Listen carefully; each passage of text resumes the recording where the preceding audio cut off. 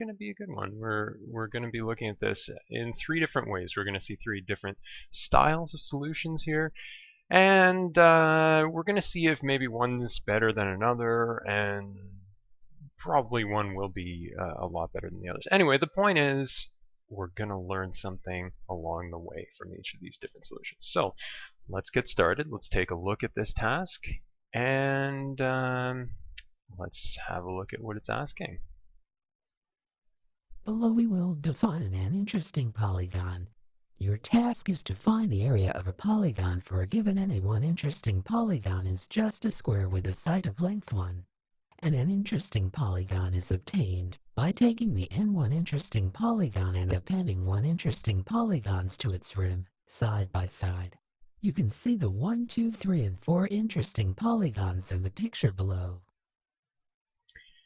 Okay, so I think if there was ever an appropriate time to say that a picture is worth 1,000 words, this would be it. I mean, it would be kind of tough to figure this one out if this was all we had to go on. So it's very, very nice that they give us this diagram here. It makes it pretty clear what it's asking for. So basically the idea is that they're going to give us n. They're going to give us basically the size or the number of iterations for this shape, and we basically just say how many of these squares are going to be shaded. So if we look at n equals 2, then 1, 2, 3, 4, 5, we've got 5 shaded squares. If we look at the next one, 1, 2, 3, 4, 5, 6, 7, 8, 9, 10, 11, 12, 13, we've got 13. Okay, so we'd output 13. So basically that's it. We're looking at the size of the shape, the number of iterations, and we want to return sort of like the area, you know, how many of these squares is it going to be taking up. So the first solution I want to attempt here, the first style of solution, is that I basically want to go with a totally naive interpretation of the problem. So basically what I mean by that is I want to actually build this thing. I want to make something like this. I want to make this shape. And then from there, we'll count how many shaded squares there are. So the way we're going to do that is we're going to start with a matrix. So if you're unfamiliar with what a matrix is, it's basically a 2 or more dimensional grid. So right now, just for the sake of simplicity, when I say a matrix, I'm going to be referring to a 2-dimensional matrix. So basically, kind of like a square grid. So basically just like what we're looking at here. Now, if we want to get more technical about it, within computer programming, when we talk about a matrix, we're basically talking about an array within an array. So we've looked at some arrays before. You know, we said stuff like this for R is, I don't know, 3, -7, 2, 0, something like that. So just a very simple array. We can return that array.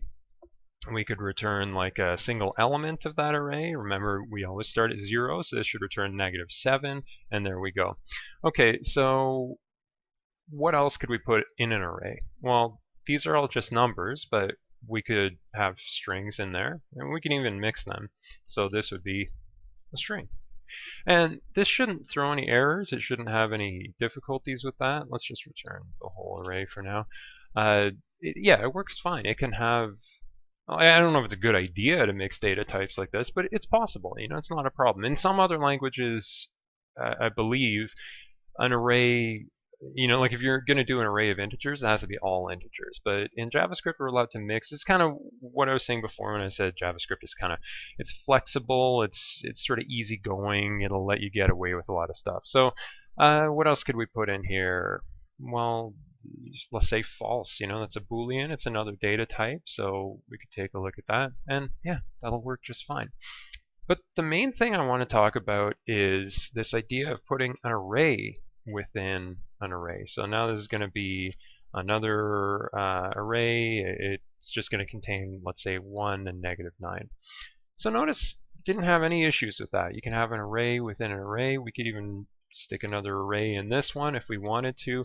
We can basically do this for as many dimensions as we want to, but when we're talking about a matrix, we're talking about something that's basically, well, usually anyway, a bunch of rows that are the same size. So it's basically an array containing a bunch of smaller, containing a bunch of subarrays, I should say, which are all going to be the same length. So just for example, let's get a few of these in here, and let's try to represent this n equals 2 example here. So maybe we'll say for the blank spaces, we'll use just a space character, and then for the shaded ones, maybe we'll use an asterisk. So space, asterisk, space is sort of like our first line here, space, asterisk, space. And then the next one is going to be all 3 asterisks. So maybe I'll just copy that to make it a little easier to do this. 1, 2, 3, don't need the comma on the end there. And then the last one is going to be the first one. So space, asterisk, space. So now we'll run this, and basically what we're going to get is, hey, look at that. Maybe you sort of need to use your imagination here, but it looks a bit like this one right here. So that's what we're going to try to do here. We're going to try to basically generate one of these for any size, and then we'll look at how we can sort of count how many asterisks we have in here. Okay, so basically that's a matrix right there. It's just an array containing a bunch of other arrays. That's pretty much it. So that's what we want to start with. We want to start with something that can sort of make that matrix for us. And as it turns out, there are quite a few ways of doing this. So I'm going to start pretty simple. I'm going to start with just doing something like this, saying array is this. And in fact, I don't think I want to call it R. I don't want to call it array. I want to call it field, and then we'll return field at the end. So I guess I could have called it matrix or something like that as well. I mean, that's really up to you. We can call these things whatever we want, but ideally something that's clear to the reader.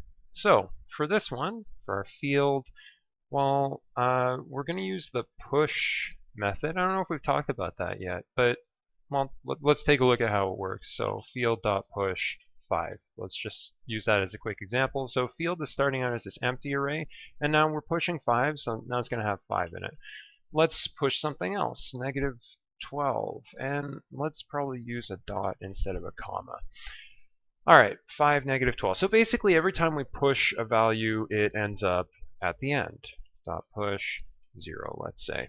So now we should have 5, -12, 0. And so order kind of matters here, but there's also, we could say, if we wanted to put it on the other end, this is just sort of an aside, but there's this unshift method. And so now it puts it on the left instead of putting it on the right. There's also shift, which would just remove the leftmost element, so now it should just be -12 in there, and pop, which removes the rightmost element, so now just the 5. Okay, so we'll use all those functions more in the future. I just wanted to sort of quickly introduce them for now. But what we really want to do is we want to make this field. So I just want to start by, well, we'll start simple. So let's just do a little for loop. For our I is 0, I is less than, let's just say 4 for now, and then I++. We can always modify this. And then basically what we want to do is field.push 0 for now. So we should expect an array with 4 elements, and all of them are 0. That's what we're getting. Perfect. So now, well, that's not really what we want for field. We want something a little more complicated, right? We don't want zeros. We basically want arrays within there.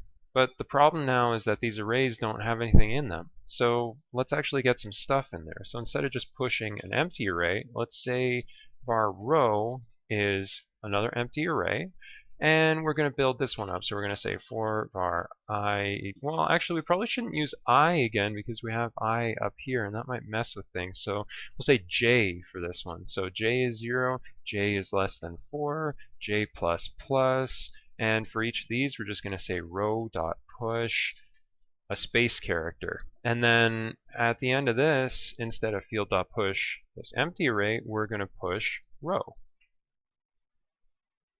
Okay, nice. All right, so now we have this field. And just to sort of give you an idea of how we kind of work with matrices, we can do something like this. So normally, well, actually, here, I'll start with this. Field at 1. So basically, as you recall, 1 is kind of like technically the second element in the array. So this should look at it and say, well, field is this bigger array over here. So field at 1 should basically just be this row within the array. So when we run the test, we should expect just one row. And there it is. Okay, it's putting it vertical, but it is the same thing as what we were just looking at before. Okay, field at 1. So field at 1 itself is an array. So then we could be more specific. We could say field at 1 at 2. And now we're sort of specifying the coordinates. So there we go. It's just a space. It's what we expect. All of them are spaces in there, so no surprise there. But now let's say we actually wanted to modify this. So instead of returning that, let's say field at 1 at 2 is assigned the value of asterisk. Let's just put a little asterisk in there, and let's actually return the field so that we don't get a null when we run this. And now we should see basically the same field we saw before with one asterisk in it. And there it is. So just one thing to keep in mind here, just in case you're used to like a Cartesian plane, if you don't have a lot of linear algebra experience, if you haven't seen a lot of matrices already, something to point out is the coordinate system is a little different from the Cartesian plane. So it's not like x, y. Basically, the idea is that this first one is saying, well, which row are we looking at? The first, the second, or sorry, the 0th, the first, the second, the third, and then within whichever one we select. So field at 1 is, well, sorry, this field at 1, that is this row right here. So then when we say that at 2, well, 0, 1, 2, we're talking about this element right here. We specify it that way. So that's something to get used to. If we're used to like x, y coordinates, these are more like yx coordinates for all intents and purposes. We're specifying the vertical orientation and then the horizontal orientation. So that's just a good thing to sort of keep in mind. Okay, field at 1 at 2 is assigned the value of asterisk. Okay, great. So far we're doing pretty good, but the problem here is that we don't always want something of this size. So let's make it more appropriate here. Let's say instead of 4, let's make it n. And we'll see how that goes. I'm just going to clear this part because maybe we'll have some that don't have indices 1, 2. Okay, great. So n in this case was 2, so we have a 2 by 2 square. Here is 3, so we've got a 3 by 3, well, matrix, I should say. A 1 by 1 matrix.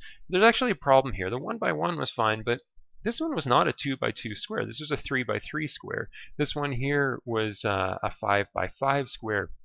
This one was a 7 by 7 square. So if we're looking for a pattern here, we've got 1, we've got 3, we've got 5, we've got 7. Now basically the idea is if we want a relation, basically if n equals, let's say, I, then this number down here, the size of this thing, is going to be 2i minus 1. 2i minus 1. So we can test that. I mean, 2 times 1 is 2, minus 1 is 1, so that works. 2 times 2 is 4, minus 1 is 3, so that works. 2 times 3 is 6, minus 1 is 5. All right, so it seems like it's working. So 2i minus 1, that's what we're going to use, or technically in this case 2n minus 1. So 2n minus 1, and then 2n minus 1. So let's see if this will run. Oh, it's having an issue with that. So what seems to be the problem here? Well, it doesn't know that we mean multiplication here. We actually need to be kind of explicit about that, more specific. We need to specifically say it's 2 times n minus 1. Then say, oh, okay, I got you. So now we're getting the right size. So that's great. But we're kind of repeating ourselves, and I mean, if you've heard of this whole dry thing, don't repeat yourself, it's kind of a mantra of a lot of coders. You don't want to repeat yourself, so I'm not going to do the same calculation twice. I'm going to say size is assigned the value of 2n minus 1, and then all I have to do is say size over here instead of 2 times n minus 1. So now I don't need to do that calculation twice. The calculation's been done. We're basically just going to use that value down here and down here. And when we run this, great, it's looking the same as it was before. Okay, nice. So that's kind of our field, but let's see. We want to get, well, at the very least, we want to start with this one square in the middle, one asterisk in the middle. So let's actually put that in. We'll say field at n, is assign the value of asterisk. And we'll run that, and that should put it right in the center. Oh, it's having an error on test 3. So if we look at test 3, okay, it's having a problem there. Well, did it work for the other ones? Oh, it did, but you see there's a problem. It's not going in the right place. It's not actually n that we're looking for. Because if we think about it, I mean, this one, this would be index or indices 1, 1. In this case, 2, 2. So it's actually n minus 1 that we're looking for, not just n. N minus 1, n minus 1. And again, we could assign a new variable so we don't have to do this calculation each time, but I'm not too concerned about that. Okay, so this is great. We've got the asterisk in the middle that we're looking for. Perfect, perfect. And it's working now for this n equals 1 example. Even this big one is working. So this is great. I like what I'm seeing so far.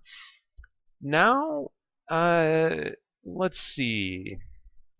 Well, before we go any further, I sort of want to talk about some alternatives to the way we created these arrays, because I mean, maybe it's a bit of a pain to have to go through a whole for loop every time if we want to make an array. So this was kind of the way I used to build my arrays, or like I'd make a function, something like this, like function build array, and it would have an input of size. And I'm already using size down there, so maybe I'll just call it S. Technically, we don't actually have to worry about that, just because size here would be within the scope of this function. But since there's already size out here, I want to avoid that collision, so I'm just going to say S. All right, and basically the way this is going to work is, we could start out with something like we have over here. So we could say our array is an empty array, and then, whoops, not a for loop, a for loop. Var I is on value 0, I is less than si plus plus, and within here we'll just say array dot push spaces. And then at the end we'll do something like return array. And then if we do it that way for row, we don't need to do anything as fancy as that. We'll just say build array size. We'll see if that still works. Okay, that works just fine. Okay, great. So that's nice. And in fact, we could even maybe get a little more efficient here and say we don't need row at all, and we can just say field.push build array at size. Okay, so that's pretty cool. That's not bad. I guess it's getting more efficient, but then again, we've got all of this up here, so maybe it's not getting more efficient. I don't know. The point is, we can do this in a different way as well. We can, well, let's see. Do we want to get into recursion a little bit here? Let's talk about recursion real quick. Recursion is kind of an important concept. It's something you usually hear about, like in a computing 101 kind of class. It's basically a way that we can repeat a task without using a loop. And it's kind of strange because it involves a function calling itself. So it's going to look something like this. If s is greater than 0, then we're going to return build array at s minus 1. We'll leave it like that for now. We're going to modify it though. Else return, let's say, this empty array. Okay? And for now, just before we get into officially the stuff down there, I just want to say return build array 5, let's say. So we should get an array of length 5. But look at that, we're just getting an empty array here. So why is that? Well, basically the way this function's working is it's saying, well, what's s? S is 5? Okay, is 5 greater than 0? It is? Oh, okay, well then return build array at s minus 1, which would be 5 minus 1, which is 4. So then, well, what's build array at 4? Well, is 4 greater than 0? Yeah, it is. So return build array at 4 minus 1, which is 3. Let's do that. Build array at 3. Is 3 greater than 0? Yes, it is. Return build array at 2. Try that now. Is 2 greater than 0? Yes, it is. Return build array at 1. Is 1 greater than 0? Yes, it is. Return build array at 0. Is 0 greater than 0? No, it's not. Return empty array. And so then basically our build array at 0 returns this empty array, and it says, oh, okay, that thing you wanted on the previous iteration, build array at 0, that's equal to this empty array thing. So let's return that.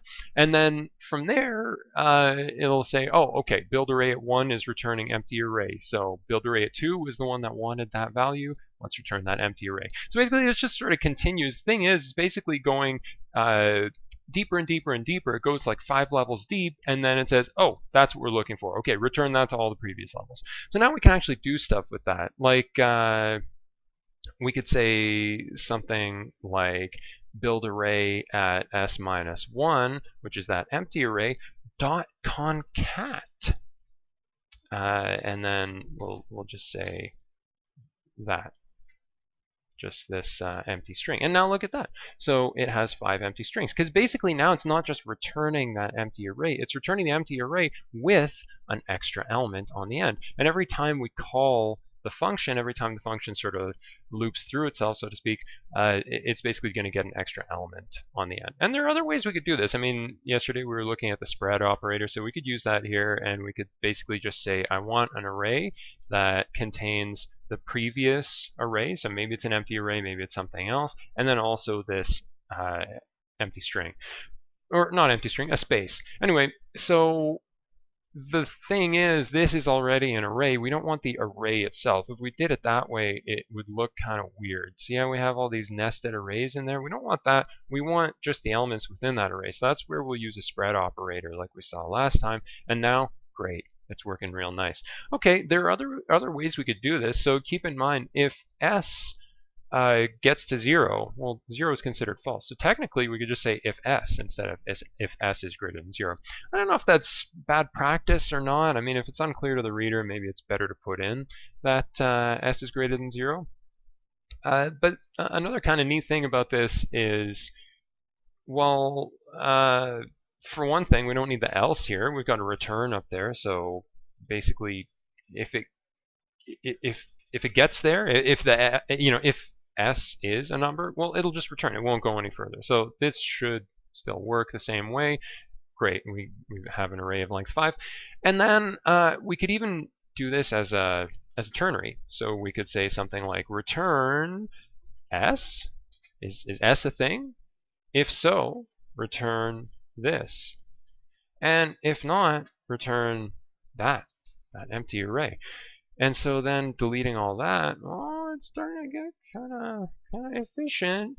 And what I used to do is I would even go a step further. I don't think this is good. I don't think this is going to be clear to the reader, but I'll show you what I used to sort of do for these for building a new array. First of all, I'm just going to call my function just a, and that should still work. And of course, we could make it an arrow function. Oh, actually, let me show you something. This is a good thing to know. It's a teachable moment. So here we go. Now we've got this thing. I'm saying return a at 5, and then function a at s. So I'm actually declaring the function below the statement where we want to return it. So is that going to work? Yeah, it works. But it feels kind of like it shouldn't, right? I mean, like, if we were to do something like b equals 12, and then above that we're returning b, is it going to know? No, it's not. It says b is not defined. So that's kind of strange, right? Doesn't that seem inconsistent that it would say b is undefined when b was declared below, but when the function is declared below, it says, oh yeah, no problem, that's just fine. Well, there is a reason for that. There's this thing in JavaScript, and I think other languages too, it's called hoisting or function hoisting, and it's where it takes this function, any function declaration you have, it just hoists it right up to the top. So basically, before it executes any of this stuff, it's actually going to say, oh, no, that shouldn't be down there. Let's put it up there. So that's all happening when I hit run tests. So that's why it's okay to put it down here. Okay, so now I'm going to convert this to an arrow function, and it should work exactly the same way, right? I mean, we don't need the return because it's just a one-line thing. And there we go. That's our arrow function. Oh. Okay, so now it's saying a is not defined, and it's for the reason that we saw before with that other variable. So hoisting doesn't apply to these arrow functions. And that's something really important to know. And I mean, for what it's worth, look, knowing that hoisting is there, that's kind of a useful thing, but probably is just safer to put all your functions at the top anyway. I mean, I think that's good practice. I don't know. I could be wrong about that. Anyway, the point is, so we do have to worry about this. We don't have the protection of hoisting, so to speak, when we're talking about an arrow function. Anyway, again, we're just talking about A here, but, well, A is this thing. A is being called there. We're only calling it once. Let's actually try this. So now we're going to wrap this in parentheses. We're going to take A, and we're going to call it right as we're basically defining it. And look, it still works. So this was kind of the way I used to build an array. If I wanted an array of length 20, that's how I would do it. And now, there we go, length 20. I don't think that's very good, though, and the reason I say that is because if someone looked at this, they probably wouldn't think, oh yeah, an array of length 20, of course. It's not super human readable. So because of that, I was kind of looking at this practice in mind, and I was kind of thinking, oh, that's sort of embarrassing. I probably shouldn't do that. So I did what I would naturally do in a situation where I'm unsure about something programming related. I went on Stack Overflow. So basically, I saw this post here, most efficient way to create a zero-filled JavaScript array. And zero-filled, it could be filled with whatever you want. Oh, I didn't know that was a link. I was just trying to highlight it. Anyway, the point is, so someone was asking about that, and I found there's some interesting answers down here. So we sort of had like some kind of hacky solutions over here. Actually, I might as well show you some of these. So let's go back to our window. Okay, so here's another one. So we're going to say return, how do we want to do this? Okay, so let's do it one step at a time. And we'll probably use this one first down here. You'll notice they're doing this new array thing. That's basically object syntax. I know we haven't really talked a whole lot about objects or classes or anything like that yet, but we're going to use a little bit of this right now, and then later on we're going to get more into the details of what an object is, what this whole prototype business is all about. But for now, so we'll just say var r is new array, and we'll go with 5, new array of length 5. And I'm just going to clear this for now, and let's just say var r. There we go. So there we go. It basically contains a whole bunch of nulls. Okay. So maybe we don't want it to contain a bunch of nulls. Maybe we want it to contain stuff. So we'll say r at 1, for example, is string containing a space. There we go. Okay, so that works just fine. We can modify these elements, no problem. So with that in mind, maybe we'll do a dot map. That was something we talked about yesterday. We found we were able to get a lot of mileage out of dot map. We were able to modify every element in the array at once. And I'm just going to use an arrow function. It's going to take x to just this. So input of x, so each of these nulls should go in here, and then it's going to return just this space string. So let's try that, and oh, that's weird. Okay, just a sec. Just in case anyone's looking at this and thinking, oh yeah, you did something wrong here, you're asking for something impossible. There we go. There's an array of length 5. I'm going to run this and see if see, the dot map works just fine here. And I'm actually curious about this now. What if I just tried this with nulls? I wonder if that would work. So even that's working. So isn't that weird? Doesn't that seem kind of strange that it wouldn't work when we did it with the sort of object notation?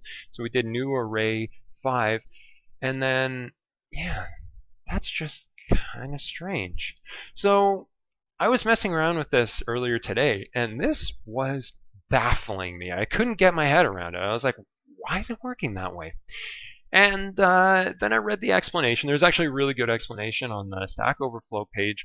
It took me a while to work through it, but basically the idea is when it's doing this array at 5 thing, it's creating a new object that looks something like this. So it knows that it has a length of 5, but it doesn't actually specifically know that it has like an element with a key of 0 that's undefined, an element with a key of 1 that's undefined.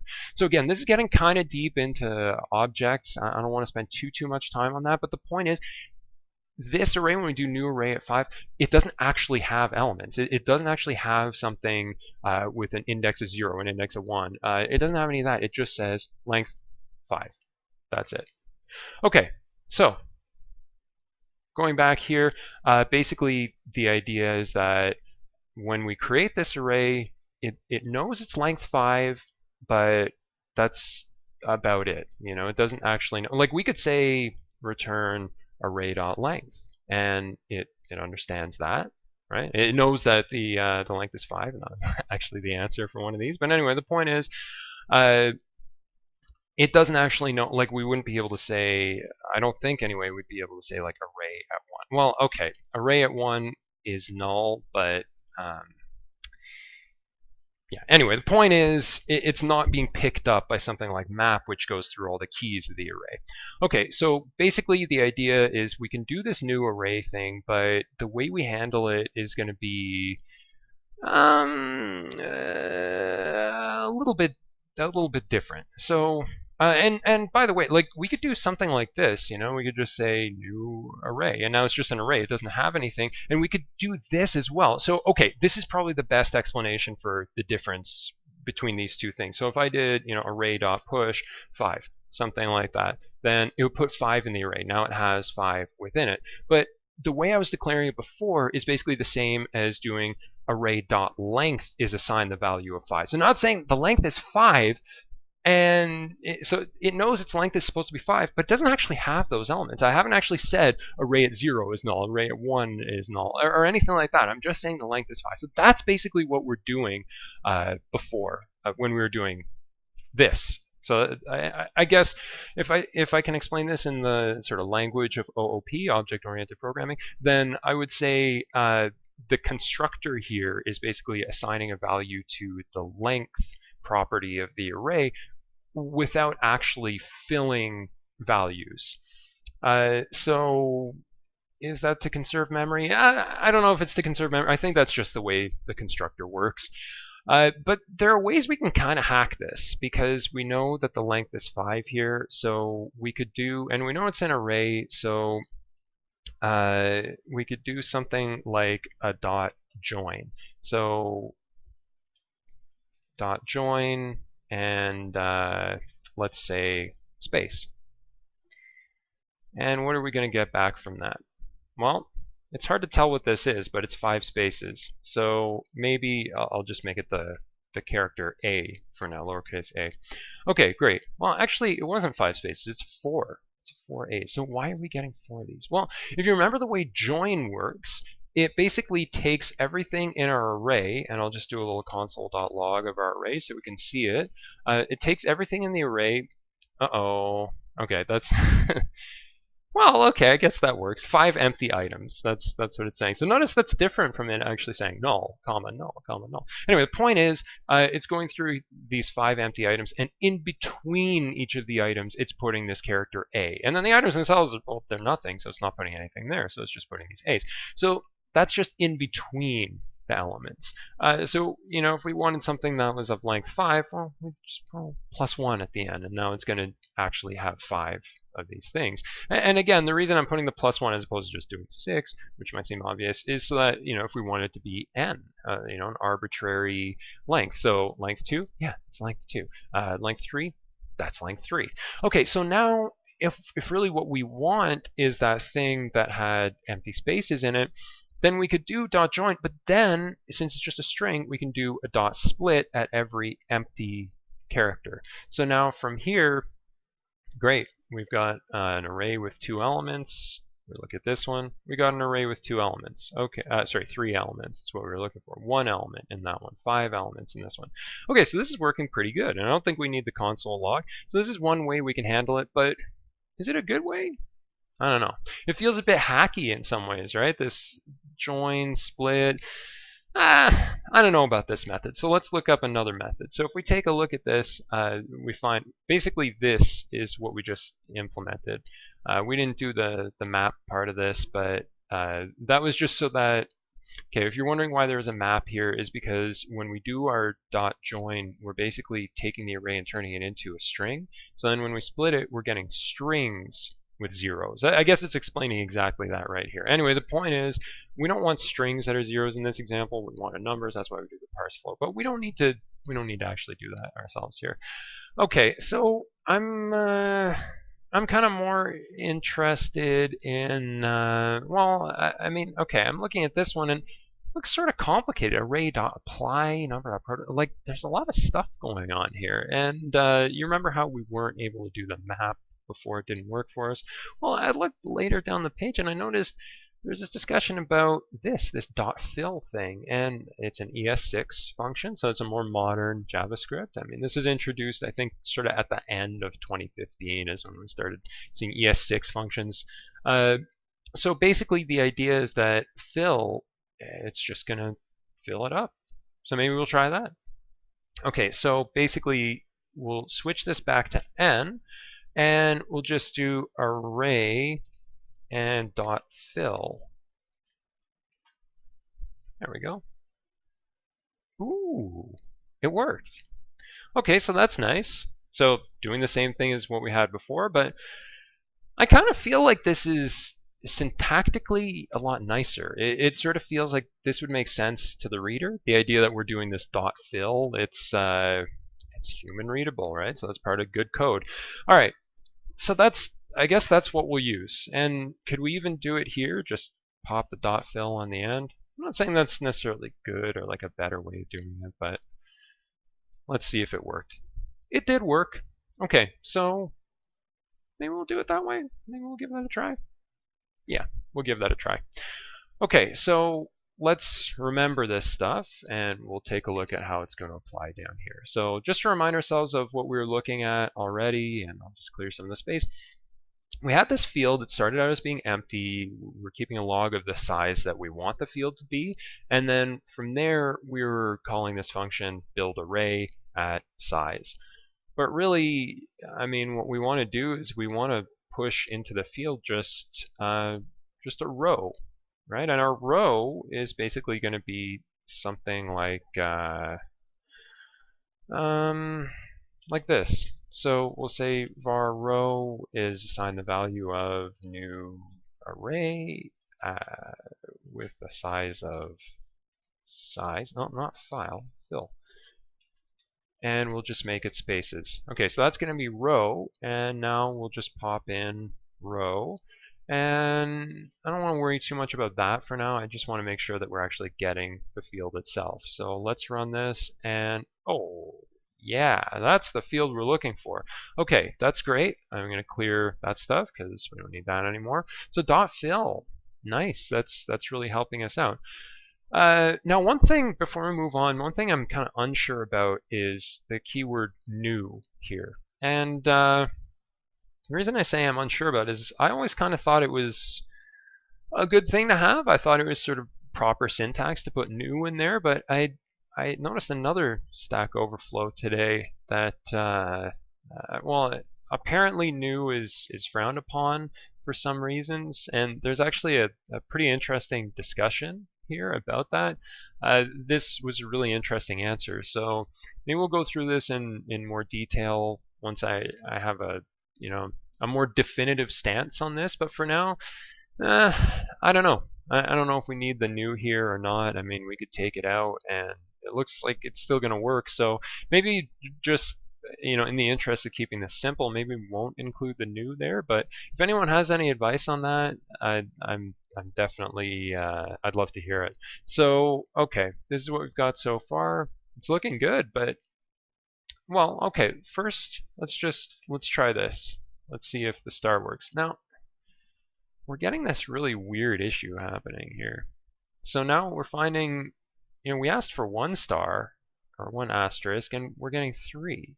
Look at this next one. We're getting 5. We're getting how is that even happening with this? I thought I was just saying one right in the middle. I'm not going through a loop here or anything like that, so it seems really strange. It seems kind of like an odd behavior.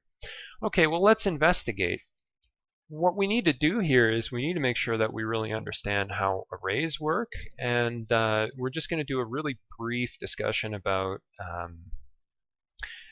pointers and addresses. This is stuff that maybe you got to worry about a little more in other languages, but it's not a super huge deal in JavaScript. But it can be a bit of a gotcha when it comes to arrays, so this is definitely worth knowing. So I'm just going to say var a, and it's going to be this array with just some random numbers, and there we go. So that's a.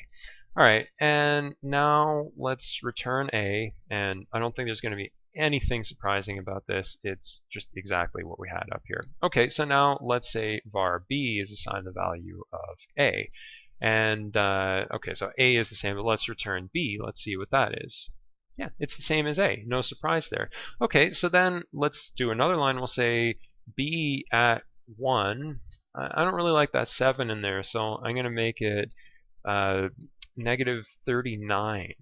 I prefer that. So let's make that change, and we find that, yeah, we can modify b. It's going to work just fine. There's nothing wrong with that. Okay, so then that's returning b, and we should expect that a is just going to be the same as what it started with, right? A 7 instead of that 39, because, ooh, look at that. I got 500 coins. That's a nice thing about code fights. They keep you coming back. Every day they'll give you 500 coins. Okay, so sorry, I got a bit distracted with that. But look at this. This is actually not. This is not what the doctor ordered. This, I said I was expecting a 7 here because I'm calling for A. Look, B was the one we modified, not A, right? So why is it that A is giving us this negative 30? I'm like, did we do something wrong here? Or, well, no. It turns out we didn't do anything wrong. It's just we had a faulty assumption. The idea is that B is not a separate array from A. A and B are two variables that are pointing to this same array. So this array exists in memory. It has elements 3, 7, -1, 2, 0. And then A and B are kind of like names that we use to refer to that array that's in memory. So A and B are both pointing to the same thing. They are both the same thing. It's like having two different names for the same person. So analogy I've used before is that it's like a nickname. B is just a nickname for A now. It's not a different person. It's not a different array. It's just a nickname for it. So yeah, we can change B, but what we're really talking about is still just changing this array. So what if we don't want that? What if we don't want to just refer to the same array using a different name? And by the way, there are definitely situations where that's totally legitimate and it is what we want to do, but this is not one of them. Right now, we actually want a different array. So we're going to do .slice. Oh, is that what it's called? Yeah, a deep copy. Okay, thanks, loners. All right, so there we go. That's our deep copy. So now notice that, or actually, sorry, that's not our deep copy. Our deep copy was B, and that's the one we ended up changing. So there we go. That's the one. So now we're noticing B is getting modified. A is not getting modified. They are two different arrays. Now my understanding here is that we're going to have two of these arrays in memory. So maybe that's in some ways not advantageous, but I don't think it's going to be a huge problem for something that's just 5 elements long. Okay, so basically that's what was going on down here. That was the issue because we had this row and, it was an array. It had length size, so 2n minus 1. And then we're basically putting row into the field a bunch of times, size many times. The problem with that is every time it's row. It's not a copy of row, it's row. So basically we're talking about the same array happening a bunch of times. And that's why when we ran the tests on this, what we found is that as soon as we modify this middle array, it's modifying the other two because, again, these are just the same thing. Like it's just referencing that same array in memory. Okay, so then how can we fix that? Well, we use .slice above, so we're going to use it again. .slice. I'm told this is the best way to do a deep copy of an array. there are alternatives, but I'm told that slice is the best way. Maybe in a future installment of ECMAScript, we'll get like a .copy or something like that that's a little more semantic, but for now, .slice is the way we're going to do it. And specifically .slice without any arguments here. I mean, you might have remembered we were looking at .slice yesterday, and we found that if we did something like this, then it would just take the part of that array that's between between indices 1 and 4, including 1, not including 4. But we don't want any of that. We want the whole array, so we'll just do .slice with no arguments. Let's run that. Let's see if that actually works. Okay, great. So now what we're getting is a matrix. Each row is a unique array. They're all different. So when we modify one of them, it's not modifying anything else. It's just that one array. Okay, so that's looking the way we want it to. This is looking the way we want to, at least for our starting position, so that's cool. We sort of have an idea of what this is all going to look like. Now there's just one more thing that I want to do here, and it's to use this fill thing again. Because if you think about it, we used fill because we wanted to kind of avoid having to run through a loop in order to fill up this row array. So maybe we'll do the same sort of thing, and instead of doing this for loop where we're basically pushing copies of row into field, maybe we'll do something like this. We'll say var field is assigned the value of also array as size, so it is also array of the same size, but we're going to fill this one with, let's say, row, and we'll see if that works. Oh, okay, it doesn't work. All right, so maybe we'll try row.slice. Is that going to... Okay, so that one's not working either. Now this, when I first saw it, was kind of surprising to me. I actually didn't really understand why .slice didn't work here, but I found a workaround. Maybe there's a better way to do this. I basically just did a .fill with nothing, and then I mapped that to a row.slice. And we do need the .slice here, so I mean, if we were to delete that, then we'd find we have the same issue. It's not deep copying the array. Owners, I have to thank you. I'm getting a lot of usage out of this term deep copy. All right, so there we go. This is looking good, right? I mean, I think this is looking more efficient than what we had before, so I'm feeling good about it. I mean, .fill is pretty clear. This part, it's getting a little bit murky, but I don't know, maybe there's a better way to do that. I'm not sure, but it's getting the job done for now. Okay, so let's go down here, and now let's actually iterate. Let's actually do the thing that we want this thing to do. So basically what we want is we want to start with this one asterisk in the middle, and then for every asterisk we have on the field, we want to spread out. So we want to say everything to the left, above, to the right, and down. Or sorry, not everything to the left, but basically just one element to the left, one element up, one element to the right, and one element down. We want to basically fill all of those with asterisks as well. We want the asterisks to spread. Okay, so the way we're going to do that is we're going to go through the array. So we're going to say var for var I is assigned value 0, I is less than size, I plus plus. And I mean, I'm using size here. We could use like, 2 times n minus 1. We could use field.length or something like that. But we already know the length of the field. We kind of started with that, so no sense in recalculating if we don't have to. We already have size, it's stored in memory, so that's one fewer calculation that we need to do.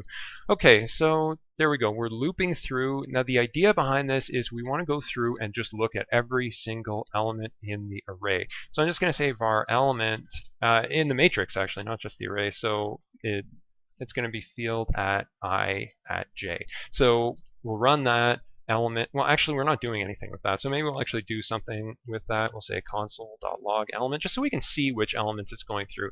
Okay, so that's kind of hard to see because it's a bunch of spaces here. But it looks like it's encountering 1, 2, 3, 4 spaces, then the asterisk, and then more spaces, 1, 2, 3, 4 after that. Okay, great. So basically, 1, 2, 3, 4 spaces, then the asterisk, and then another 4 spaces after that. Okay, that looks good. It looks like it's going through each element the way we want it to, but then basically the idea is that if that element is the same as an asterisk, then we want to do something. More specifically, we want to spread to neighbors, right? Something like that. All right, great. So, okay, how are we doing? Let's delete that console log for now. So if our element is the asterisk spread to neighbors, and just to make sure, this is working the way we want it to, let's just do a console.log. Okay, great. So found one, but it's only doing that once because it's only finding one asterisk. There's only one in there so far. Okay, so how are we going to spread this around? Well, we know the indices that we're looking at, so ij. So we'll just sort of modify it from there. So we'll say field at, let's say, I minus 1, and then j is assigned the value of asterisk. Okay, so the way this one should run is, well, to be honest, it's probably going to have an error. Yeah, and it's specifically test 3. That's the one I was expecting to have an error because remember test 3 is just length 1. So it's just this. It doesn't have an element above or an element below or anything like that. But let's see if it's working in our other cases. Great. Okay, so notice I minus 1. So I is the vertical coordinate. In this case, I was 1. I minus 1 is 0. And then we're using the same j value as 1, still 1. So field at 0 at 1 is this element right here. We're saying we want that to be asterisk. Okay, great. So then from there, we can do the same thing below. So I plus 1. J is assigned the value of asterisk. And then we'll do the same thing with left and right. So we'll keep I the same, but we'll do j minus 1 is assigned the value of asterisk. And then finally, we want to go to the right. So we're going to do j plus 1 is assigned the value of asterisk. Okay, great. So let's run that, and we'll see what we get. We'll still get that error. I mean, we'll find a way to get that. Hey, what's going on here? Empty. Oh, maybe it's empty just because it had that error. Oh, error on test 1. Oh, that's weird. Why am I getting an error there? So, that's strange. It didn't like it. All right, so maybe we're going out of bounds here. Maybe there's an issue with how far we're going. Maybe we're taking this somewhere where we shouldn't. So we could do something like, check if these indices are actually going to be okay. Like we could say, well, if we're looking for I minus 1, then we might want to say, well, only do that if I is greater than 0, because if I is less than 0, or if I is 0, I should say, then I minus 1 is going to be negative 1. That's no good. We don't want that happening. And then we'll say if I is less than size, then we can do the I plus 1. But if I is already equal to size, actually, I think I might have to do a minus 1 on this one, because I is never making it to size. It's only going to be as big as size minus 1. So basically, the idea is that if it is size minus 1, well, we don't want to go further than that. So we'll check these things, and then for this one, we're saying if j is greater than 0, and for the last one, we'll say if j is less than size minus 1. Okay. Nice. So let's try that. We'll see if we have better luck with that. Okay, so we kind of do, but we kind of don't. And this kind of gives us an idea of why our algorithm was sort of freaking out a little. Now, this might seem super weird to you. I mean, it seemed pretty weird to me, because the idea is that I was expecting those 3, I was expecting this one, I was expecting that one, but I feel like I didn't ask for these other 3 over here. It feels like I was just saying, take that one element and then go up, left, down, and right. It did do that, but keep in mind, I modified field. So as soon as okay, so basically the way it's going to go through is at the start, this is all going to be blank. It's going to say blank, blank, blank, blank. Oh, there's a star here. There's an asterisk here. So let's put one here, let's put one here, let's put one here, let's put one here. Okay, so then the next time it runs, the next thing it checks, next element is going to be this one. And it's going to say, oh, is this a star? Yeah, it is now, because we just made that into an asterisk. So then we're going to put one here, we're going to put one here, we're going to put one here, and we're not going to put one there because j was equal to size minus 1 there, so we're not going to put one there. Okay, so these ifs are serving us well, but this is just not what we're looking for. We have too many asterisks here, so what we're going to do is we're basically going to make a new field. So basically, instead of just modifying the current field, we're gonna make a new field. So let's see, where do we want to modify this? Where do we want to make our new field? I guess let's just put it out here. So our new field is going to be, well, okay, look, we could go through the whole thing, start with an empty array. We could use like array.size or something like that. But if we just want to copy it, well, could we do just like a field.slice? Would that work? And in fact, here, let's just say return new field, just to see if that is working and working the way we expect it. So, oh, okay, that looks good. So that should work, right? Field.slice. Okay, great. So new field is field.slice. And now we'll say, in this case, we're not modifying field, we're modifying new field for each of these. And that's what we'll return at the end. And let's see what happens. Hey, come on, man. We still have the same problem. Okay, now that's actually for the reason that we discovered earlier. This whole dot slice thing that we had to do. When we're doing a dot slice of field, and this is really, really important, okay? So basically when we do a dot slice of field, it's saying, okay, great. Field is this outer array. It's the bigger one that contains a bunch of arrays on the inside. So it's saying dot slice. We're going to make a new array, and that new array is going to contain these same things, the same references as the other array. So basically our new array, even though we're doing a dot slice and it is making a new one, the contents of that array are still references to the same arrays that were in field. So if you want to clone a matrix, not just an array, a matrix, we have to do it a little bit differently. We actually have to do the dot slice not on the whole thing, but on each of these elements. So how do we make a function run on each of the elements within an array? Well, you already know, it's dot map. Okay, so for dot map, we're going to take a row element and we're going to return row.slice. We're basically going to take a copy of the row. Now let's see if this works the way we want it to. Ooh, yeah, it works the way we want it to. That's beautiful. Okay, great. Everybody's very happy with this. It's doing what we want it to do, but it's not going all the way. It's only doing this once. It's only iterating one time. Okay, so that's maybe not enough. And yeah, maybe it's too much in a case like this. So basically, we want this to happen a number of times. Basically, all of this stuff, let me just indent it. Okay, we want all of this stuff to happen more than once. Or maybe not, maybe fewer than once. The point is, we're going to make another loop. So we're going to say var iterations with a T, iterations. And we'll start that at 0, and we'll say iterations is less than, how many iterations do we want? Well, we want n iterations.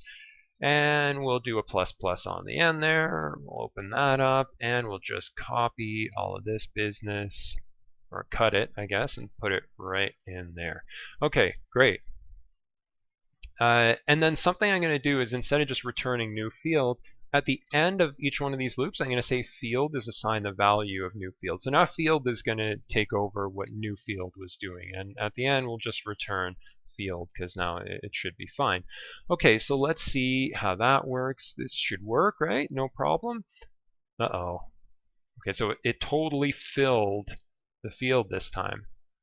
Okay, you know what? I can see it's not reaching these corners. I think this is firing one too many times. And if you think about it, that makes sense, because look, n equals 1 is just this. It's just this single asterisk, and we already have that. So this right here, that is our first iteration. So by the time we get to this loop, we've already done one. So we'll start that at 1 instead of 0. Now let's see how it's running. Ooh, look at that. Okay, so that's what we want. That is also what we want. That's what we want. Oh, and look at that. N equals 5. We didn't even have a picture for that one to compare to. We did it ourselves. Okay, great job, everyone. Give yourself a pat on the back and all that. And also, one thing I do want to say, these things like these if statements in here, those are safe to have, but we don't need these anymore, actually, to be honest, because it's never, because of the number of iterations that we're specifying, it should never go out of bounds. So we shouldn't actually have to worry about that. See, we can still run it and it's working just fine. It's not going to be an issue here. Okay, great. So we got that. That's all working. But the problem is that's not actually what the question was asking for. It wasn't asking, hey, draw this picture. It was just saying how many of these things are going to be, how many asterisks are there going to be? So let's count them. So we're going to loop through our arrays again. We're going to do I 0, value 0, I less than field.length, which is size. So we'll just put size there. I plus plus, j is 0, j is less than size, j plus. And then from there, if field at I at j equals this, then we'll say count plus plus. What's count? Oh, I forgot to mention, it's a variable that starts at 0, right up here. And it's just counting how many of these asterisks there are. So if we return count at the end, look at that. Isn't that a great feeling? We got all the check marks. This is a working algorithm. It's doing what we want it to do. It's doing what we want it to do with a huge amount of overkill. Can we use reduce? So that's a good question. Could we use reduce? You know what? We could do something like reduce. So I would actually probably recommend a filter. Count plus equals, or actually, yeah, we'll do plus equals. You guys can handle it. Plus equals. It's count is equal to whatever it was plus whatever we're going to put over here. So count plus equals, and we're just going to say field at I dot filter. Yeah, dot filter. We looked at filter yesterday, so basically filter is going to keep an element if the conditional or if the Boolean here is true, and it's going to not keep the element if it's not true. So we're going to say count plus equals filter. Well, filter, this is going to be, it's just going to be the part of the row. Oh, whoops, I don't have my diagrams there. Here, let's just return field just so that we can see it. So basically, it's going to go through and it's going to say, okay, so filter of this, like this filter here would basically say, well, which one of these is an asterisk? Well, just this one, so only that one stays. For this one, all three are asterisks, so all three of them stay. The thing is, we don't need to know what it looks like. What we need to know is how many of these things were there. So if this is all that's going to be left, this would have length 1. If this one has all three, it'll have length 3. This one will also have length 1. So I'm going to put a dot length at the end here, and that should work the same as what we had before, and I just need to clear this because it's not executing anything below it when it's doing that return. There we go. So that's working. Is it better? Hard to say, because the thing is, like, we had that loop there before. It was going through the array. Filter is also going through the array. So I don't think this is actually really that different from what we had before in terms of computation time, in terms of efficiency. But it does look pretty cool. I don't know, is it human readable? Would someone understand that just by looking at it? Maybe, maybe not, I'm not sure. We could always put in a comment, like add the number of asterisks in the row. Something like that, just to make it more clear to the reader. Okay, so basically, yeah, that's a way we could do it. But there's actually another way we could do it that I sort of wanted to talk about. So let's go back a whole bunch of times. So for this, yeah, we're going, I is going from 0 to size, j is going from 0 to size. There's maybe a different way that we can look at this. So we could say something like, well, okay, I don't think we talked about in yet, so I in field. Let's try that. Let's see if that works. Well, yeah, that works. So that's nicer syntax, right? It's a lot shorter. But I'm told we shouldn't use this. And the reason is basically because in is designed more for object. It's trying to tell, does the object have a key? Or iterate through all of the object's keys. It can also be used for an if statement. But anyway, the point is, so we have I in field. The problem, as I understand it, is kind of related to what we were looking at before. Like, when we were looking at this stuff and seeing like the different keys that are within the object. So here, like, it had key 1, key 0, key 1. But also, like, it could have other stuff. If we modify prototype, if we modify the object, it could have other stuff in there. So that's the problem. Sometimes in can iterate over those other keys as well. So we don't want to use in. We want to use something else. We're actually going to use a different syntax. I believe this is another ES6 thing, but basically it's called of. And it works not like this. This is actually going to have an issue, and it's because of doesn't look at the indices. Of looks at the actual elements within the array. So just to give you a quick example of how that's going to work, I could say like var r is 329 -701. Okay, great. So that's my array, and then we could do something like for I in array, and we'll just do a quick console.log I. Okay, something like that, and then I'm just going to do a return null.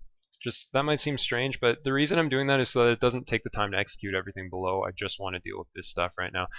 So I want to see what's in the console log. Okay, great. All the indices 0, 1, 2, 3, 4, 5.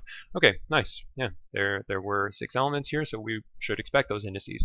Now, if we do something like for n of r, and then we put the n down here, notice it's not going to tell us the indices. It's going to tell us the actual entries. So 3, 2, 9, -701. Okay, great. So that's nice because a lot of the time we don't actually really care about the indices. We don't need to know the indices in a lot of cases. In some cases we do, and this would be one of them. That's why I'm not using of for these ones, because we actually care about the indices. We want to look at other indices that are within the region. So down here we don't care about that. So I'm going to say I want the elements in the field. Well, what are the elements in the field? They're rows. So for row of field, and now for this thing over here, all I would have to do is row at j, and that should work just as well. Great. The thing is, why would I bother with that if I could just say for element of row, and then from there all I have to say is element. I don't have to actually look up any of the indices or anything like that. So of, it's really nice. It's really nice for a lot of applications. Again, this is, if you look at how shorter the syntax is, these are another one of these things that's like pretty good for code golf and stuff like that. If you're trying to write really short code. Okay, so there we go. This is looking great. And just on the topic of code golfing, like if we really were trying to cut this down, since these are all just one lines, we could do something like that. And same with this one. So we could do something like that. And then look at that. I mean, we had this big old nested for loop situation we were dealing with before, and now this is pretty not bad. This is pretty not bad. Okay, so there we go. That's looking good. It seems to be passing all the tests here. Maybe I'll just pop in a quick like var in front of row and element, just so that it's not getting confused with like the row and element that we had up here. And in fact, okay, we sort of talked about scoping earlier. We talked about like if you had a function within a function, then the variables within the nested function are only existing within the scope of that nested function, so we wouldn't be able to refer to them outside of it. If we wanted to scope row and element just to these for loops, if we wanted to make it so that we couldn't refer to them outside of them, there's again a nice syntax for that. We could say let for each of these things. So that's kind of a little nicer. That's more of an ES6 thing again. And we'll be using more of that kind of stuff as time goes on. I mean, we definitely do want to get into the habit of using let, not really using var so much. And the reasons will become more clear as we get into sort of a more proper discussion about scoping and stuff like that. Anyway, what do you think? Are we happy with our algorithm here? I think it looks good. Maybe we'll just put a little comment over here, something like count the asterisks, something like that. Okay, so we'll run the tests just to be sure it's working. Great. Let's submit it.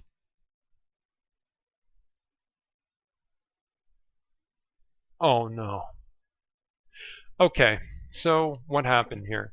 Now it says syntax error, but I think there's actually a bit of an issue with the console here. It does say syntax error sometimes when it's actually a different type of error. Anyway, the point is, I don't think it's a syntax error because it would have caught that on the sample test where it passed all 4 of them, and it does say 4 out of 7. So I mean, I don't know if I buy it. Anyway, the point is, if we go down here, take a look at this. N goes from 1 to 10,000. N could be as big as 10,000. We're actually simulating this, and every time we execute this, we're doing a double nested for loop over here. And the size of that for loop basically is getting bigger and bigger. So that's not great. Let's actually test this. I mean, n, it's a parameter. It's an input of our function, but it's a variable. We can reassign it. So we could say, let's make n 10. Let's see if it can handle 10. Can it handle 10? Yeah, it can handle 10. Can it handle 100? Let's see. Yeah, that didn't seem too bad. I mean, it calculated the value, not too much difficulty. Can it handle 500? Let's find out. Okay, so that's where it's getting to be too much. So it's timing out. We're not actually getting the answer in time. So if we can't make it to 500, yeah, good luck getting to 10,000. So Hot Woo Knight, you're asking a great question. Is there a mathematical solution? So yeah, maybe let's try that. So let's put this away for now. Let's comment this out. And another one at the bottom here. Okay, so fond memories of that beautiful algorithm we made. I mean, it was a roller coaster. It was an emotional roller coaster going through that one, that's for sure. And unfortunately, it did not end well. So, but that's fine. That's fine because we learned something from it, and we're going to move on from here. We're gonna get a better algorithm up in the house. So now the way we're going to do it is we're going to look at it in terms of what we're adding each time. So let's modify this. I need to choose a good color for this. So let's go with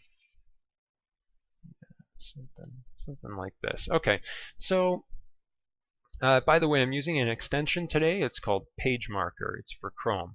I recommend it. Anyway, this is basically what we're adding for the next one. So if n is 1, then we're going to add 4 elements to get to the next one. Okay, so we added 4 in this case, or maybe in this case we're doing plus 4. Guys, I'm writing with a mouse. Sorry about that. It's going to look sloppy. My apologies all around. Anyway, the point is, let's take a look at what we're adding in this case. So, all right, that's more than 4. Seems like we're adding 8 for that one. All right, cool. I'll just erase these so we can get the next one and keep the stuff at the bottom there. All right, great. So now let's look at this one. This is a lot to count, but basically on each side, that's something you might notice. We can kind of like break these down into sides almost. So basically, in this case, it looks like we're going to be adding 12. Okay, now what I was saying about the sides there. First of all, 4, 8, 12. You want to take a guess at the next one? Maybe it's 16. Anyway, the point is, we're adding these ones over here, and well, why? Why are we adding it like that? Why that number specifically? Well, basically, let's just think about each side, so to speak. So if we want to look at one side of this one, it's basically just going to be one square. We're doing that 4 times. We're doing that for the left, up, the right, the down. Okay. Now, if we want to look at one side of this one, basically we need to add 1 over here, but we also need to add 1 over here. And if we do the same thing over there, and over there, it'll work. For this next one over here, basically there are 3 that we need to add on each side. And when I say each side, I don't mean like I mean if you're looking at this like a diagonal square. That's kind of what I mean, 1, 2, 3, that sort of thing. Anyway, okay, so we're adding 3. Next one, we're going to add 4.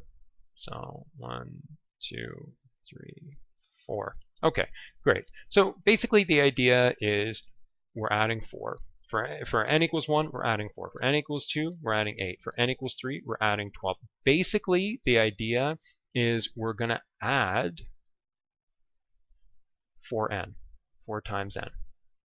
Okay, so that's all we need to do for each n, or maybe we'll use I or something like that. But basically, the idea is we're going to add 4 times whatever that is, starting with just this 1 right here. Okay, so great. Let's try that now. So we'll run through one loop. So we'll say var count is assigned the value of 1. We're starting with just the 1 over here. And then we'll say for var I is assigned the value of 0, I is less than n, I plus plus, count plus equals 4 times I. And then we'll return count at the end. So is this going to work? Wow, you bet it's going to work. Okay, so can you believe it? Like, that's passing all the tests here. Every single one of them. And look at how much simpler it is. All we needed to do was count these. We don't actually need to run the simulation. So that's why I said, this is kind of the most naive implementation here, because we're kind of actually running the simulation. Sometimes you want to do that. Sometimes you don't. Sometimes that's going to be an issue in terms of computation time. We always want to pay careful attention to our guaranteed constraints. Okay, so we've run the tests on that. It was working. Let's try submitting it. Will it submit? Oh, yeah. Okay, so it's making it past all the hidden tests, all the visible tests. Everything is great. Everyone's very happy. Okay, but let's close this. Can we do better than that? Well, I wonder. Let's revisit the problem over here, and let's actually... You know what? Let's try to do this without a loop. I think we can do this without a loop. So the way we'll do this without a loop is we're just going to do a geometric interpretation of the problem. Remember the other day when I said there's a lot of math in programming? So I guess I wasn't kidding about that. Anyway, all right, here we go. We'll take a look at this one right here, the n equals 4, but it's kind of inconsequential that n is equal to 4 in this case. Okay, so we've got this over here. This is basically the size of one of the things that we're missing if we're comparing this to, let's say, the outer square. So like, this whole thing, the square of length size, according to what we were looking at before. Okay, cool. All right, so basically, we've got this thing over here that's missing from the square. 4 of those are missing from the square. So we get the area of the square. I mean, the square has side lengths 2n minus 1, like we saw before. Those are variable size. So if we want to get the area of a square, length times width, 2n minus 1 times 2n minus 1. Not too bad. And then if we want to get the area of this thing, well, that's a little more complicated, but it's fine. It's going to work. So we can do something like, here, we'll do something like this. So I'm going to take this one down here. I'm going to sort of move it up over here. And the reason, that's a little thick. Let's erase that. Oh my god. Okay, so here. Let's just say there's our other part of the shape there. Oh, this is looking sloppy. But anyway, the point is, now we can sort of look at this. Oh no, that wasn't supposed to be so big. Whoops. Okay, like it never even happened. All right, great. So now we'll take a look at this rectangle over here, and we can say, well, on the bottom, the side length here is 4. That's the same as n. So n on the bottom here, and then on this side, n minus 1. So 2 of these things together create a rectangle whose area would be n times n minus 1. That's 2 of these things, n times n minus 1. Okay, but since that's 2 of them, each one of them will be this, n times n minus 1, all divided by 2. And shouts out to Carl Gauss for discovering that method. Anyway, the point is, each of these four things is going to have this. So we're actually going to have 4 times all this stuff. And that's going to be subtracted from this. So we're going to have negative that plus this squared. Okay, so let's take a look at that now. I'm going to close this and we'll comment this one out. And there we go. So now I'm going to say return. And we're going to have 2 times n minus 1 squared. Let's start with that actually. 2n minus 1 squared. Let's see how that works.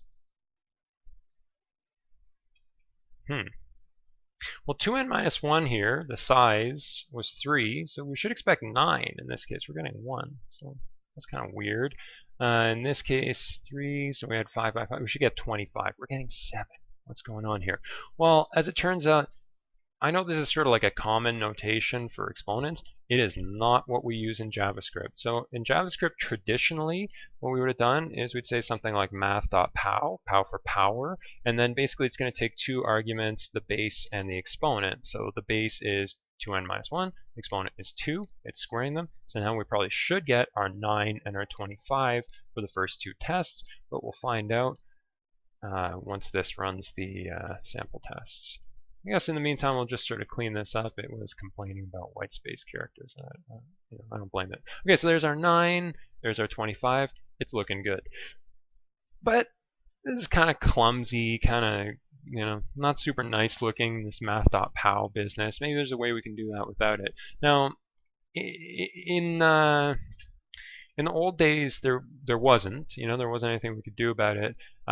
Other languages would allow you to do stuff like this. So instead of a single asterisk character for multiplication, now it's kind of like double multiplication. It's exponentiation.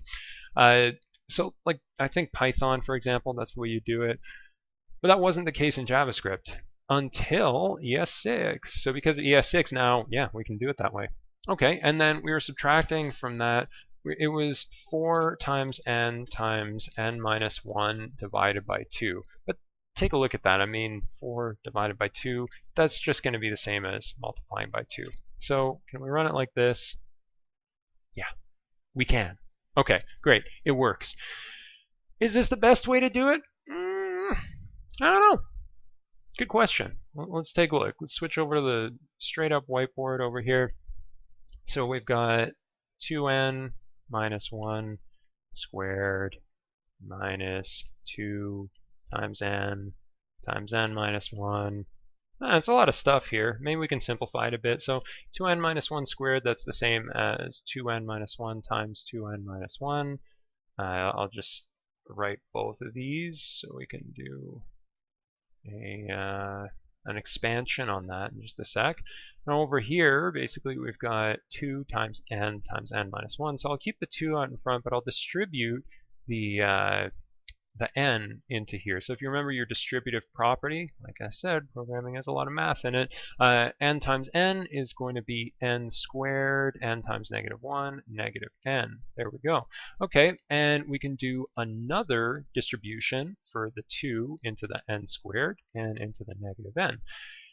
The other thing is we can distribute this stuff. So let's do that distributive property also kind of one step at a time. So we'll do 2n minus 1, like all of this is going to get multiplied by 2n, and then all of this is going to get multiplied by negative 1. So basically we've got 2n times 2n minus 1, and then we've got minus 1 times 2n minus 1, distributing. And then we're going to distribute our negative 2 into n squared and negative n, so minus 2n squared, and then negative 2 times negative n plus 2n. Negative times a negative equals a positive. Keep that in mind. Okay, great. Now we've got yet another opportunity for some distributive properties. We're going to distribute those. We're going to distribute these. And finally, we get 4n squared minus 2n minus 2n plus 1. Okay, and then minus 2n squared from there, and then plus 2n. Okay, great. Let's simplify that. So we've got like terms here. We have 4n squared minus 2n squared, and we also have negative 2n minus 2n plus 2n. So we can even say, one of these minus 2n's and the plus 2n, those are going to add to 0. Okay, so 4n squared minus 2n squared, that's 2n squared minus 2n. That's all that's left over in terms of the n's because the other two added up to 0, and then plus 1 at the end. So 2n squared minus 2n plus 1. Let's try that. I'll keep that one actually. Let's just do another return. 2 times n squared minus 2 times n plus 1. Execute that, and boom, it's done. Okay, so we don't need this business over here. This is all we need. Okay, so a journey of 1,000 kilometers begins with a single step. We have come a long way. I mean, if you think about the way we began this broadcast, we were basically simulating this entire thing. We're building this up. We're then counting the number of asterisks in there. And it worked only for very, very, very small n values. Whereas this one worked for as big as we wanted it to be. 10,000 was just fine. But then this one, I mean, it just jumps right to the final solution, right to the final answer. So basically, yeah, exactly. It's big O of n. So we haven't talked too much about big O notation yet, but I mean, we'd say this one is probably like a big O of n. So this would be linear time complexity because the size of the loop depends on the size of n. If n is very large, then this loop will execute very many times. Whereas something like this only has to execute once. It's not looping or anything. So this is big O of 1. It's happening in constant time. This is big O of n. It's happening in linear time. This one, oh boy. If I had to guess, I'd say it's going to be something like n cubed at least, because we've got these nested for loops down here. We've got another for loop outside of that, which is iterations going all the way to n. So this one really, it's not efficient. It's not an efficient one. Okay, so actually, you know what? While we're here, let's see if I can find this resource. There's something I found online the other day that that I found is really good. Here we go. Okay, so there we go. This is giving us an idea of like, it's kind of a vague idea, but this is basically saying here's big O of n. So this is in the kind of acceptable zone over here. Big O of log n is really nice, and then big O of 1 is pretty much perfect. So whereas even notice this, big O of n squared is considered within the horrible zone. So big O of n cubed, even worse than that. I mean, there are worse that we could conceive of, but the main thing is that we don't want to be way up here in the horrible zone. We want to be in the excellent zone down here. Okay, so if you want to use this, this is bigocheatsheet.com. It's also, if you're trying to catch them all, you might also want to check out their PokeGo evolution chart, but that's for another time. There's actually other stuff down here. I mean, it gives us sort of time complexity for some of the common things we might want to do, some common data structures and sorting algorithms. We kind of looked at sorting algorithms last time when we were looking at VisualGo. And again, we'll talk more about these things in the future, but that's just to sort of give you an idea of the flavor here. Okay, so going back to our challenge, I mean, notice we simplified this thing into a sort of a standard form polynomial. We could have actually got this expression just from here. Like, we could have done some math on this stuff, and it would have given us the same thing ultimately. We would have been able to sort of simplify this into a math expression, which would be the same as this. But I mean, one way or another, you're going to get the same thing. And that's sort of the nice thing about math. There are lots of different ways to access the same answer. Anyway, that's it. Yeah, that's it. That's all we wanted to do today. So let's submit that. Let's make that our official solution. So if anyone goes through here and they want to click on the JS the game official solution, this is what it's going to say. Actually, okay, hold on. Let's maybe make some comments for our readers. Let's say this is big O of 1. Excellent. And then we'll say this next one is big O of n. Fair. And then this one is going to be big O of n cubed or something. And it's horrible. Okay, great. So now we've got our time complexities in there. Too many white spaces. Okay, great. So yeah, we'll make that the official solution. And so then anyone who's looking for these, they can click on JS the game, or they could even use this. Well, there's a permalink at the top here. When you click on a solution. Oh yeah, here it is. So that's the URL to go to if you want to see that particular solution. But basically, it's got the 3 algorithms that we used in here today, ranging from horrible to excellent. So